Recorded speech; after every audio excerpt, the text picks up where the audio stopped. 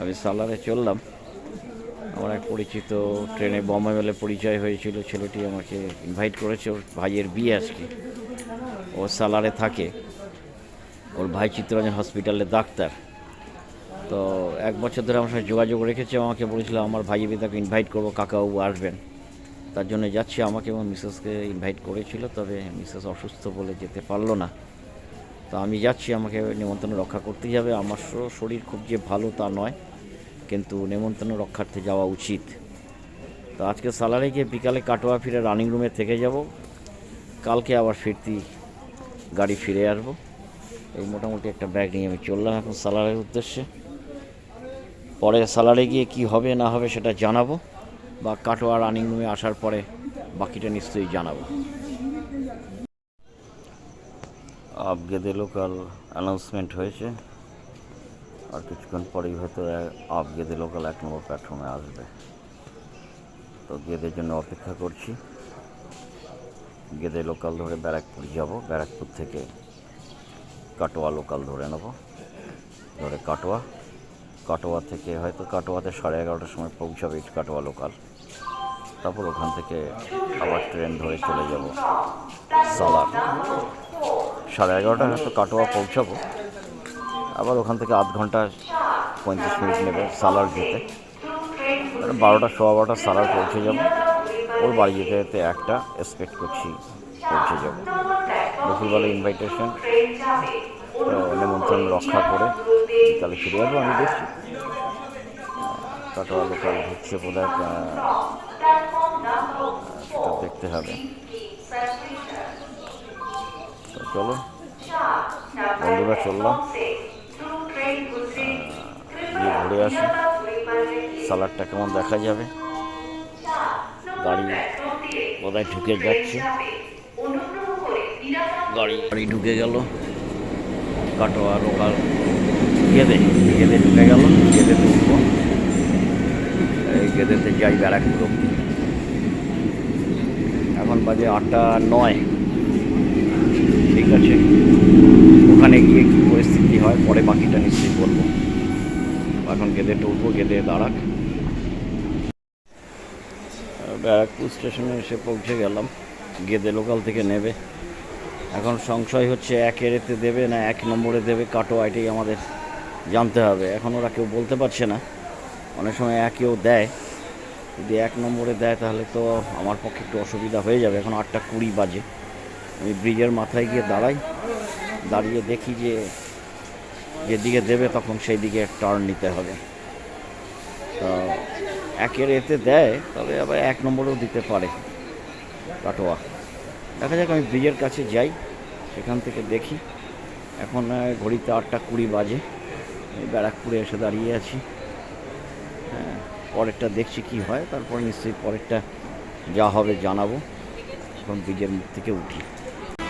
Sealdah Katwa local 1-এর প্ল্যাটফর্মে আসছে। মোটামুটি অ্যানাউন্সমেন্ট তাই হয়েছে, টিভির বোর্ডে তাই দেখা যাচ্ছে কাটোয়া লোকাল ঢুকে গেছে। আমি দেখিয়ে দিই কাটোয়া লোকাল ঢুকছে। আমি এই কাটোয়া লোকালেই কাটোয়া যাব। কাটোয়া থেকে তারপরে আমি সালার যাব। এই আমার কাটোয়া লোকাল ঢুকে গেল। আস্তে আস্তে আমি এগোই, কাটোয়াতে যাই। কাটোয়াতে গিয়ে কী হয় তারপরে সালারের ব্যবস্থা পরে দেখা যাবে। আজকে হয়তো কাটোয়া রানিং রুমে থেকে যাব। কালকে রানিং রুম থেকে রওনা হব ফিরতি। এখন গাড়ি থামলো, এই অবধি রাখলাম, গাড়িতে ওঠার ব্যবস্থা করি। পরবর্তী অধ্যায় যেটা হবে সেটা পরে দেখাবো। ডুমুরদহ থেকে গাড়ি ছাড়লো।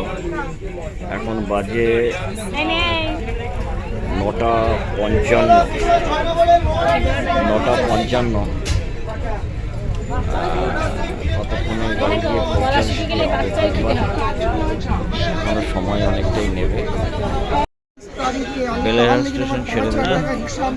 এখন আমরা বেলেঘাট থেকে বেরিয়ে যাচ্ছি।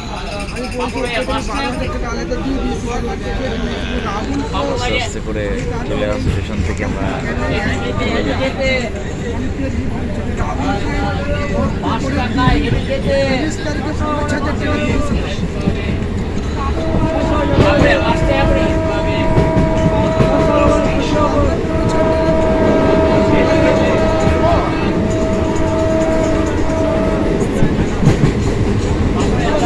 এর পরের স্টেশন আসবে পাটুলি।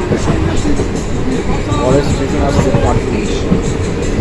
পাটুলি থেকে প্রায় 11:15-20 তো হয়ে গেল, 11:30টার মধ্যে কাটোয়া চলে যাবো। অন্তত কাটোয়া চলে ঠিক আছে। তারপরে কাটোয়া গাড়ি ধরে যাবো। এখনও ফাঁকা মাঠ, ধান চাষ হচ্ছে, গাড়িতে ধান লোড হচ্ছে দেখা যাচ্ছে। এই হচ্ছে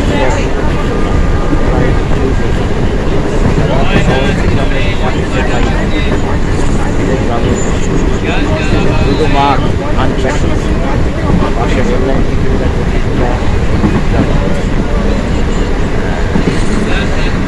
খাবার জায়গা দেখতে ভালো লাগে। গ্রামের এই পরিবেশ, এটাই সুন্দর। এটা আমাদের আমরা এই ফুলেরও চাষ হয়েছে সুন্দর।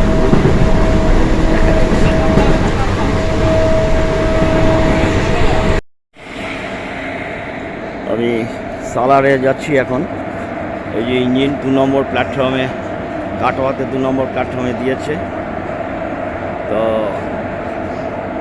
আমি গার্ড ব্রেকে উঠেছি, কারণ এই ট্রেনটাতে খুব ভিড় হয়।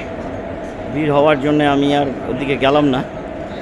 আমি ব্যাগটা রেখে দিয়ে গেলাম।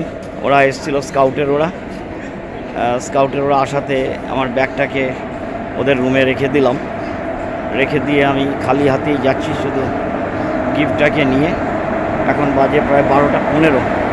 এই গাড়িটা আরও আগে বেরিয়ে যাওয়ার কথা ছিল, কিন্তু গাড়িটা লেট করেছে। লেট করে গাড়িটা 12:30টার সময় ছাড়বে। তো যার জন্যে আমার পক্ষে সুবিধা হলো, আমার কাটোয়া যে শিয়ালদা কাটোয়াটাও দেরি করেছে।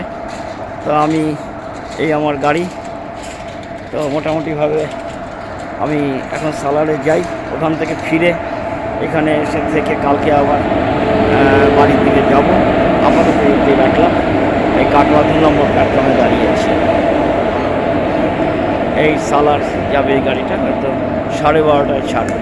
আমাকে অপেক্ষা করতে হবে, আমি অপেক্ষা করি। ঠিক আছে, পরে বাকিটা দেখা যাবে।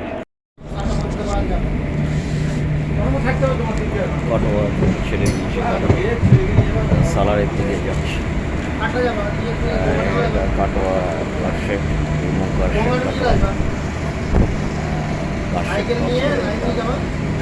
সালারের দিকে 12:35 গাড়িটা ছাড়লো।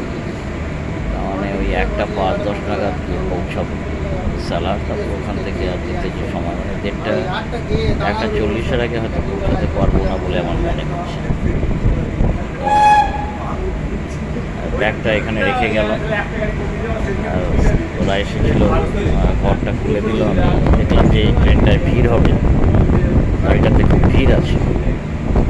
তো দেখলাম ওই ভারী ব্যাগ নিয়ে সালারে নামা ওঠা সমস্যা হতে পারে, এখানে খালি হাতে পায়ে যাওয়াটাই শ্রেয়। আমি ওদের ফোন করলাম, ওরা এসে ঘরটা খুলে দিল। ব্যাগটা রেখে গেলাম, ব্যাগ রেখে খালি হাতে যাচ্ছি।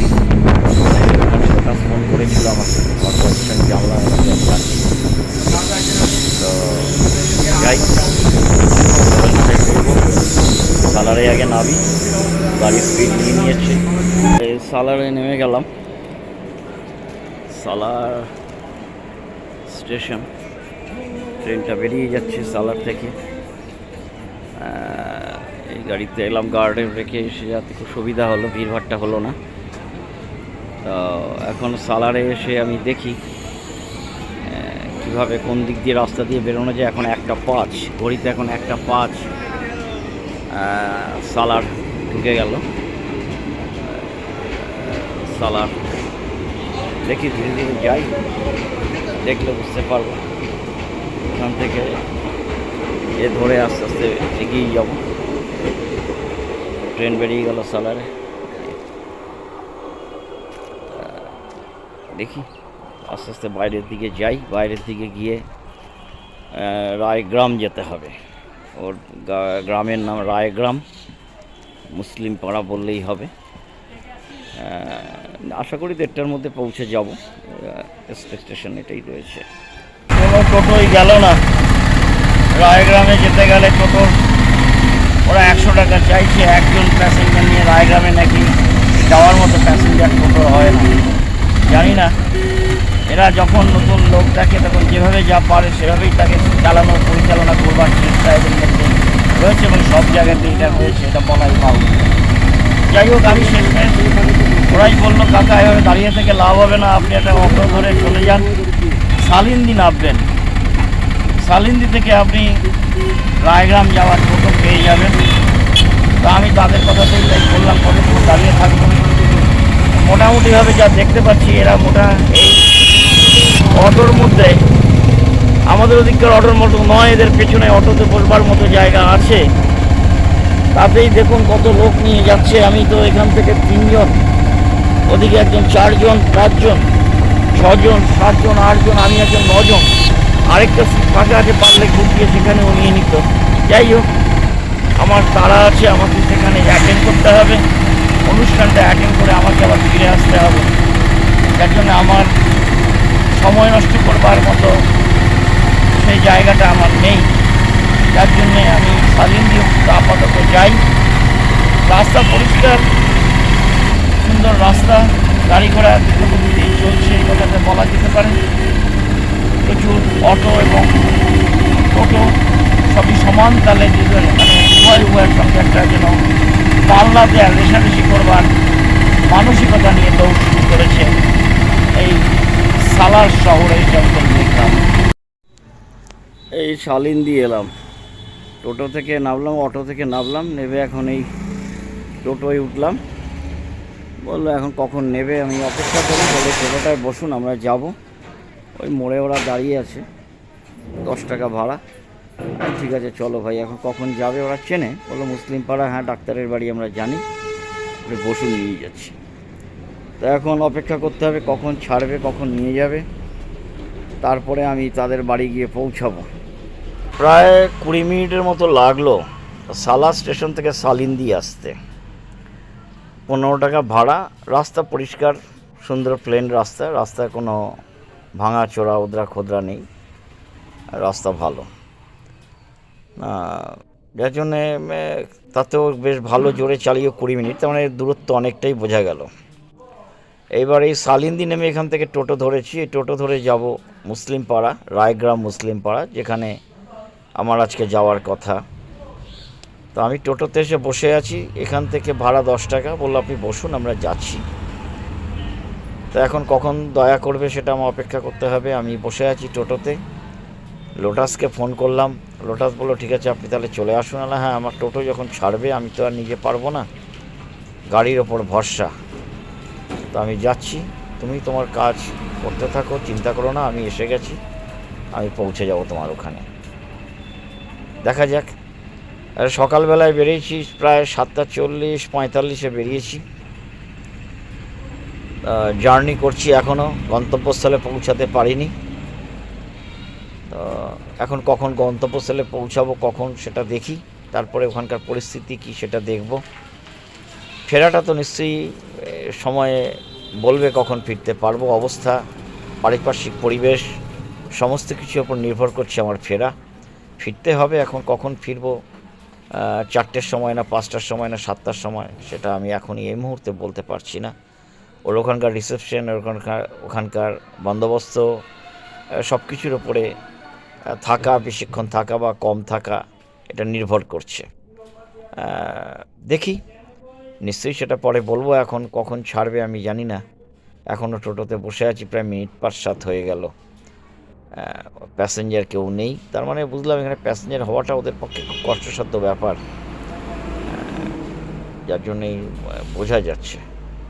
ঠিক আছে, অপেক্ষা করি, অপেক্ষা করতে হবে, নিশ্চয়ই বাকিটা আপডেট পাবো বা বলবো যা হবে।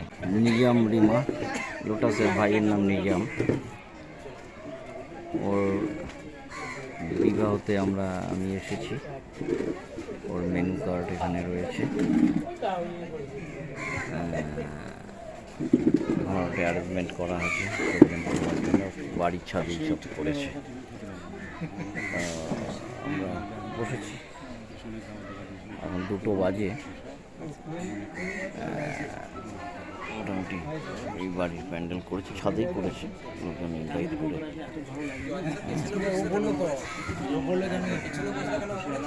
ও ভাই বোধহয় ওদিকে আছে, ওর ভাই আশেপাশে সব নিমন্ত্রিত করে আসছেন। আমরাও বসে আছি। ওর ভাই লোটাসের ভাই এই হোক, মোটামুটি এদিকে সব আমরা বসে আছি। এখন 2:45 খেয়ে দিয়ে নিচে নামলাম। ওপরে ছাদে ও খাওয়ার অ্যারেঞ্জমেন্ট করেছিল, প্রচুর আইটেম, ফ্রাইড রাইস, সাদা ভাত, আবার একটা সবজি ভাত যেটা থাকে মটরশুঁটি দিয়ে, 3 রকম রাইস, পটল চিংড়ি। আমি তো পটল চিংড়ির বড়টা আলু করে লম্বা হয়ে আলু পরে আধা সেদ্ধ, পটলও পেলাম না, চিংড়িও পেলাম না, বললো পটল চিংড়ি মেনে নিলাম। তারপরে কাঠি শিক্কা কাবাব না কি বলে, কাঠিতে ঢুকিয়ে চিকেনের কাবাব, সেটা খেলাম। মাটন করেছিলাম, মোটামুটি সেদ্ধ হয়নি, সেদ্ধ হয়নি। একটা রুই মাছ পেলাম, চাটনি, টমেটোর চাটনি, টমেটোর চাটনি, একটা ছোটো পাঁপড় আর দই। তো পরিবেশনে যারা করছে তাদের ঠিক সমস্যা আছে। যখন আমরা নেমে যাচ্ছি তখন রসগোল্লা নিয়ে উঠছিল, তো একটা রসগোল্লা খেতে পারতাম, আফসোস থাকলো। মিষ্টি আমি খাই না, এমনি বললাম, যারা খায় তারা তবে কাজ খেতে খেতে হাঁপিয়ে গেছে, অনেক আইটেম করেছিল। যাই হোক, এবার একটু নিচে এসে বসে আছি। সব সম্প্রদায়ের লোকজনই আছে, তো এখানে বসে আছি, সবাই আমার অপরিচিত। লোটাস কোথাও গেছে, ওর ভাইও দেখলাম সুপ করে ভাই ঘুরে বেড়াচ্ছে, এদিকে ব্যস্ততা স্বভাবতিকতা, সব ঘরের মধ্যেই সব করেছে। ওদের বোধহয় বউ দেখার নীতিটা বোধহয় নেই মনে হয়, কেউই বউ দেখার জন্য বলছে না বা বউ দেখতে যাচ্ছে না, কোথায় আছে তাও কেউ জানে না। আমি আর চেষ্টাও করি, দেখাও করি। আমি গিফটটা বললাম, বলে আমাকে দিয়ে লোটাস গিফটটা নিয়ে আনবো, ঠিক আছে। আমি আর জিজ্ঞাসা করলাম না, কারণ ওদের কি সিস্টেম সিস্টার, আমার তা এত দেখার কিছু নেই আমার, ঠিক আছে, একটু রেস্ট করে পরে বেরিয়ে যাবো, এখন বসে থেকে আবার একটু রেস্ট করে। টোটোতে উঠলাম, এখন বাজে 3:20। এই হচ্ছে রাস্তা। সালিন্দি থেকে আবার আমি টোটো ধরে সালারে যাচ্ছি। লোটাসের ভাইপো ও বাইকে করে আমাকে সালিন্দি পৌঁছে দিল, তাতে অনেকটা উপকার হলো এবং আমি সালিন্দি থেকে একটা টোটো পেয়ে গেলাম। টোটো পেয়ে গিয়ে আমি সালারের উদ্দেশ্যে রওনা হলাম। সালারে যাই, ট্রেন ধরে কাটোয়া যাই, কাটোয়াতে আজকে রাত্রিবাস করে কালকে দেখা যাক কোন ট্রেন ধরি। কাটোয়া শহরটা একটু আশপাশ ঘুরে দেখে নেব, ভালো লাগলো। এই যে শহর, এই যে গ্রাম্য পরিবেশ, চতুর্দিকে ধানের ক্ষেত, ধানের মাঠ, পুকুর, এ সুন্দর লাগে গ্রামের দৃশ্যগুলো। যতটা পারলাম ধরে নিয়ে যাওয়ার চেষ্টা করলাম। তবে রাস্তাঘাট খুব সুন্দর, পরিষ্কার, পিচ ঢালা, কোনো ওদ্রা নেই, গাড়ির স্পিড যথেষ্টই রেখে যাওয়া যায় এবং দূরত্ব অনেক। সালার থেকে সালিন্দি অনেকটাই দূরত্ব।